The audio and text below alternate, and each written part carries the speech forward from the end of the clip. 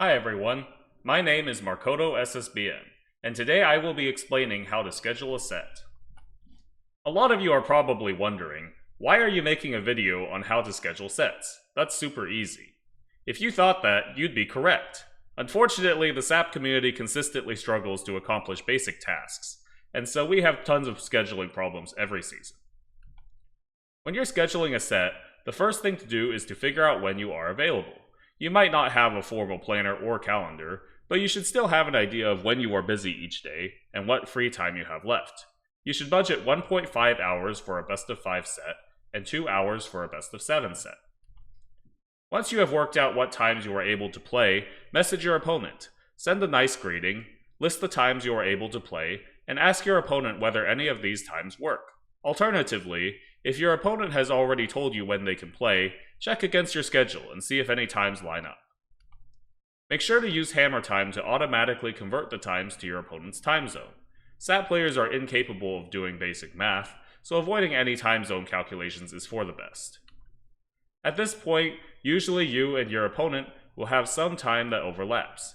In that case, agree on that time with your opponent and you've successfully scheduled a set. If you are in the team tour, you should then tell your team when you are playing and post your set time in the dojo using the schedule bot so people can cheer you on. Occasionally, you and your opponent don't have a time that overlaps. This is when things get a little tricky. First, reevaluate your schedule and see if there's any times you could potentially make work. Ask your opponent to do the same.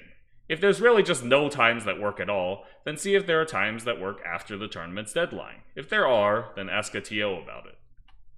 The last resort, if you can't find any way to schedule, is to play async. With SAP having 24-hour timer games now, there is no reason anyone can't play a set. If you are playing async, start all of the games in the set at once and play your turns as you are able to. You may be wondering, what do I do if I need to reschedule? There's nothing inherently wrong with this. Sometimes things come up that are out of our control. Just make sure you tell your opponent as soon as you can, and repeat the scheduling process. However, if you are consistently rescheduling your sets, you should probably reevaluate what times you are actually free. Now sometimes your opponent will not show up to a scheduled time without warning. In these situations, it's important to remember that a good portion of people who disappear have legitimate reasons for doing so. In these situations, give your opponent half an hour if you can, in case they are just running late. If they still haven't shown up at that point, you can safely assume they aren't coming and message them about rescheduling. In most tournaments, there is no penalty for not showing up to a set one time. A lot of the time, someone who doesn't show up had a legitimate emergency, and it's not right to penalize them for that. However, if your opponent keeps doing this repeatedly, or there is no way for you to reschedule to a new time, talk to TOs about what to do.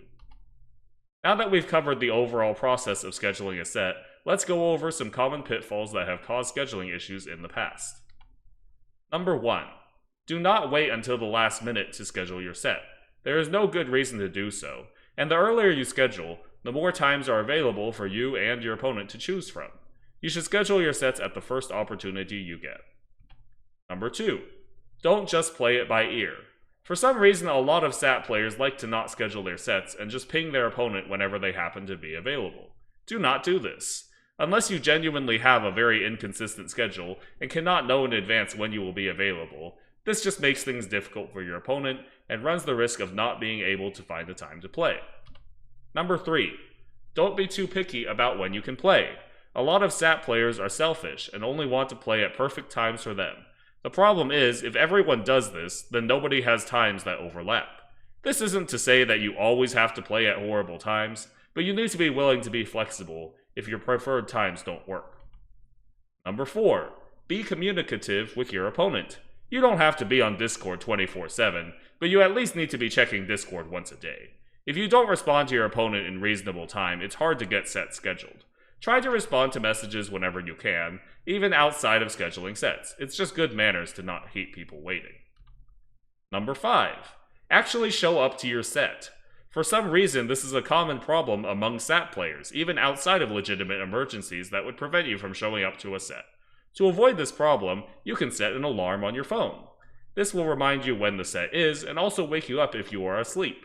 If you are a particularly deep sleeper, set multiple alarms. How to do this varies depending on what phone you have, but I've linked some helpful guides in the description. I hope this video has helped you to understand how to schedule a set. I trust that we will have no more scheduling issues in Team Tour. If you liked this video, please subscribe to my YouTube and Twitch. I don't like working, and would like money so I don't have to anymore.